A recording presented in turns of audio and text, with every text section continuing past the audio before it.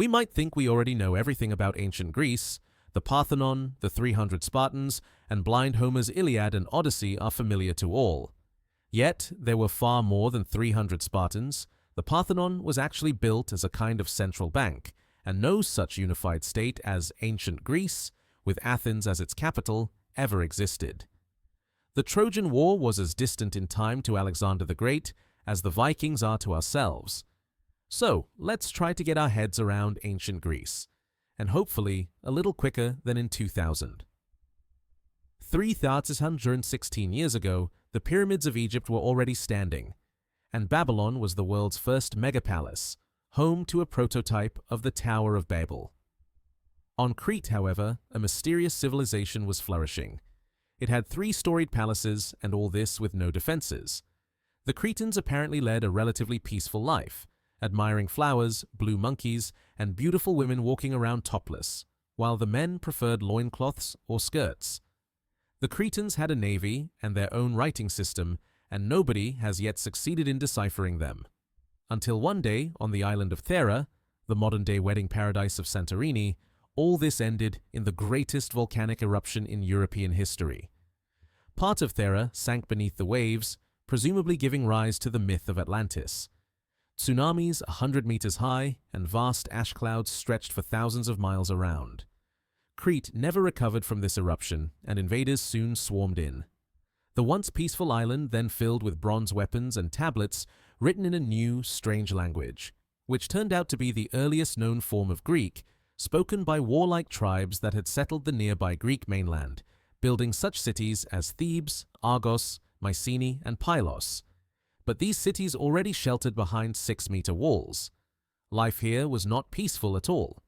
A few centuries later, the Greeks themselves explained them with legends of Cyclopean builders, and were no longer aware that any other civilization had come before them on Crete.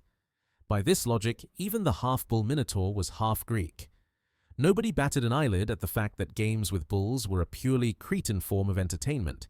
The Greeks appropriated everything they met on their way, with great virtuosity. In conquering Crete, they had conquered the seas. Marine trade saw them grow even richer. Almost all the inscriptions found among the heaps of gold in the tombs of Mycenae are financial accounts. Mycenae took the lead in the fight against Troy, and Homer's Iliad, as recently as 150 years ago, was considered a fairy tale, until a millionaire and amateur archaeologist, Heinrich Schliemann, excavated Mycenae and Troy. A replica of the legendary Trojan horse now stands here. Archaeologists have indeed found traces of fire and destruction at Troy, but this was accompanied by the decline of virtually all regional settlements. Unceasing attacks by barbarian tribes turned the whole Mediterranean into a war zone. The next 400 years were a dark age. Literacy fell into oblivion, leaving us with nothing to read about the events then taking place. Fortunately, what we do have is Homer. Everybody has heard about the blind poet, the author of the Iliad and the Odyssey. In actual fact, we don't know what Homer looked like or when he lived, whether he was one man or many. But even though the Iliad and Odyssey were written down after the Dark Ages, the daily routines of their characters take us right back to this time. Odysseus, for instance, was only king by virtue of his larger flocks of pigs and goats. His father slept on the ground, in ashes, with his slaves. Homer's characters were illiterate and used heads of cattle in place of money, a far cry from Crete and Mycenae with their 3-story palaces. What had happened? The Mycenaean civilization was destroyed by the Dorians, who, though Greek, were totally savage. The earlier population hid in the mountains or fled to the east. Of all the achievements of the previous civilization, the Dorians left only the essentials, the sailing ship and the potter's wheel. It took a further 4 centuries for them to start adding the most primitive depictions of animals and people.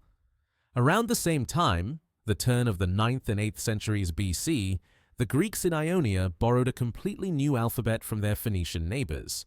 This bore little resemblance to the linear writing styles of Crete and Mycenae. Do you recognize the modern Greek letters? The fog of the Dark Ages had started to clear. Only here do we begin to recognize ancient Greece, the country that never actually existed. This was no state with an established border or capital, but rather a multitude of distinct and completely independent cities, polis. How did this come about? Greece is a land divided by sea and mountains into separable parts, of which only a handful were suitable for agriculture. Even grain had to be imported. But why not grow it yourself, over there, across the sea? Thus, the great colonization began. If the first historians are to be believed, Miletus alone founded 90 colonies. The heel of the Italian boot was colonized too, followed by the alphabet that would form the basis for Latin and take over the world. Greek civilization spread from modern-day Rostov-on-Don to Marseille, laying the foundations of the French wine industry. Fragments of amphorae are scattered from Gibraltar to Georgia. These were containers for grain and wine, the latter diluted with water in proportions of 1:3. Only barbarians drank it neat. For training purposes, coins appeared. Like the alphabet, these too were borrowed from their neighbors. According to Plato, a few centuries later, the Greeks settled around the Mediterranean like frogs around a pond. And yet, two cities, Athens and Sparta, almost did not participate in colonization. The Spartans, descended from the warlike Dorians that had destroyed the Mycenaean civilization, solved their land issue by conquering their neighbors in the broad, flat region of Messenia. The locals were declared helots, something midway between slaves and serfs, and they greatly outnumbered the Spartans proper. Sparta transformed from an ordinary polis into a military camp whose main task was the prevention of any uprising. Things were quite different in Athens. Land hunger there had forced the aristocracy and the people to come to terms, and from this, democracy was born. But first, the tyrants took power. A Greek tyrant did not necessarily terrorize people, rather the opposite. Typically, he was an aristocrat who had quarreled with his peers. Holding out promises of a better life, he used the common people's support to seize power by force. From then on, all his energies were focused on retaining power. The tyrant therefore made no reforms and simply drove any rival aristocrats from the polis. To divert the attention of the populace, tyrants introduced and fostered new festivals and cults. The dissatisfied, they perished in the brazen bull. But you can't roast everyone. The tyrants were overthrown, and the suppressed aristocracy attempted to negotiate with the people, giving birth to Greek democracy.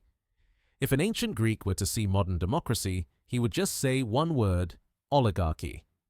Ancient democracy was direct, with no representatives.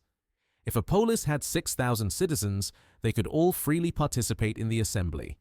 Even so, the number of citizens was less than a quarter of all residents, excluding slaves, women, and migrant workers called metics.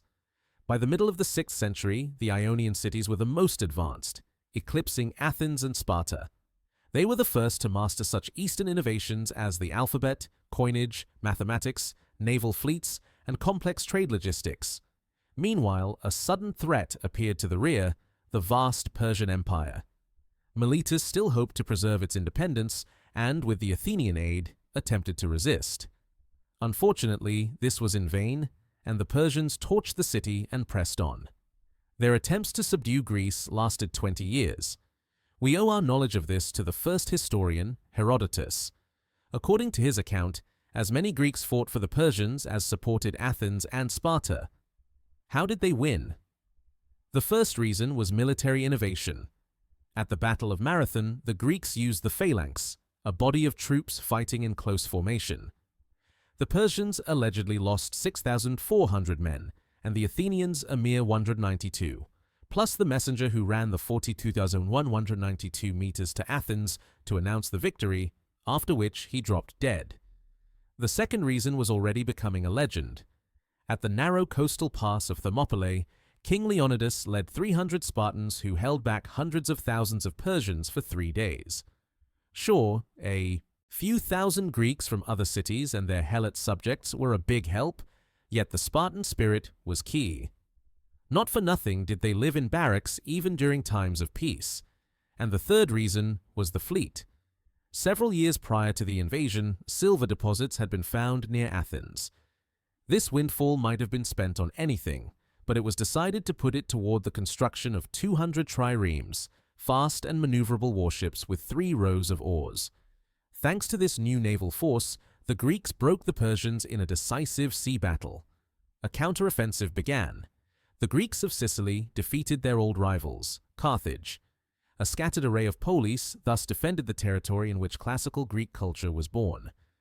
To permanently defeat Persia and liberate the cities in Asia, Athens founded a maritime union. Finally, Athens had become the center of the Greek world. 150 cities agreed to make annual payments for the maintenance of a common army and navy. The treasure was kept on Delos, the sacred island of Apollo. Shortly afterwards, however, patronage was passed to Athens, motivated by greater fiscal reliability, of course.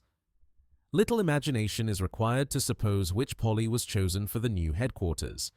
The most elite real estate in the 5th century BC was the Parthenon. It was constructed not so much as a temple, but as a kind of central bank, housing all the allied treasury. Without these funds, the Greek classics wouldn't have existed at all. No sculpture, drama, or philosophy. The strategist and orator Pericles became the head of this new financial center. He concluded a 30-year peace with Sparta, restored the Acropolis that had been sacked by the Persians, and extended fortress walls to the city harbor. Athens was rebuilt to a grid layout, a forerunner to New York. While the sculptor Phidias was immortalizing Greece in stone, the philosopher Anaxagoras expressed an outrageous idea that the sun was not the god Helios, but a burning body equal in size to the Peloponnese. A whole great culture was created in half a century. Sparta and its allies grew jealous of Athens's prosperity. A cold war had simmered between them ever since the victory over Persia, and things heated up in 431 BC. The Spartans and their allies besieged impregnable Athens. The citizens took cover behind the walls. The grain supply from Africa was cut off, and those shipments that made it brought either typhus or the plague. Even Pericles himself perished. He was replaced by demagogues. Whoever promised the most was elected strategist. Alcibiades, the unscrupulous nephew of Pericles, became the head of the Athenian armed forces. He proposed a short but victorious war. Let's pack it all in and sail for Sicily. As if the altercations with Sparta weren't enough. The fleet was ready, but something inexplicable happened. The night before the voyage, all around the city, someone smashed off the most prominent parts of the Hermes statues. Alcibiades was accused of sacrilege, but he fled to Sparta to beg political asylum. The chief strategist then proceeded to advise the enemy. The allies began to drop out one by one. Athens agreed to a humiliating peace with the condition of demolishing its defensive walls. They had hugged their Hermes and their might to death. The empire was crushed. On the bright side, this was the heyday for Greek tragedy and comedy. Aeschylus, Sophocles, and Euripides, the three great tragedians, and the comedic playwright Aristophanes created plays that are still relevant today. And yet, they penned them in the full confidence that the first production would also be the last, as was the way in theaters at the time. Classical drama was always about current events, and while things may have been getting worse in the city, culture flourished. There was no winner in the Peloponnesian War. All Greek cities fell into decline. On the other hand, unexpected surprises would come from the Macedonians, distant relatives of the Greeks, long regarded as semi-barbarians. Even the great philosopher Aristotle went to work in Macedonia as tutor to an extremely talented boy. The boy's father was Philip II. It was he who built up the Macedonian kingdom, defeating a Greek coalition. He almost managed to unite Greece in order to fight the Persians. But Philip was killed.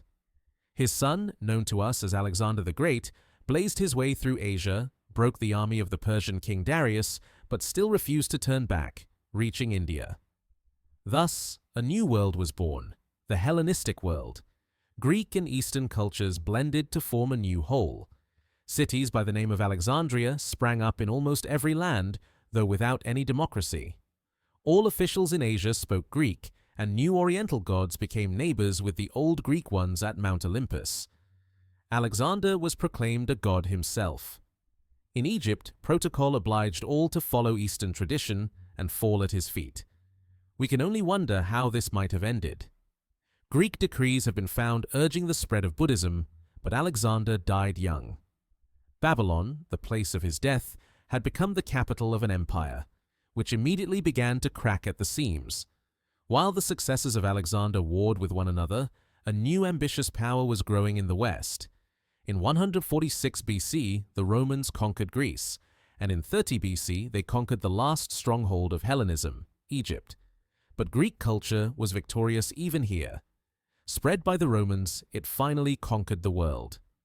Romans began to read the Iliad and Odyssey in Greek, followed by the Greek New Testament too. In 330 AD, Emperor Constantine built a new city on the site of the old Greek colony of Byzantium, Constantinople. This was the starting point of the history of the Byzantine Empire, which extended the life of Greek culture another 1,000 years, leaving us the weird Russian alphabet, for instance. Did you like our video? We have another one, this time about ancient Rome, or you can watch the shortest history of Russian art in the 20th century. We've squeezed 100 years into just 25 minutes. And that's not all. Subscribe to the Arthur Maps channel, and you'll be sure not to miss out on anything.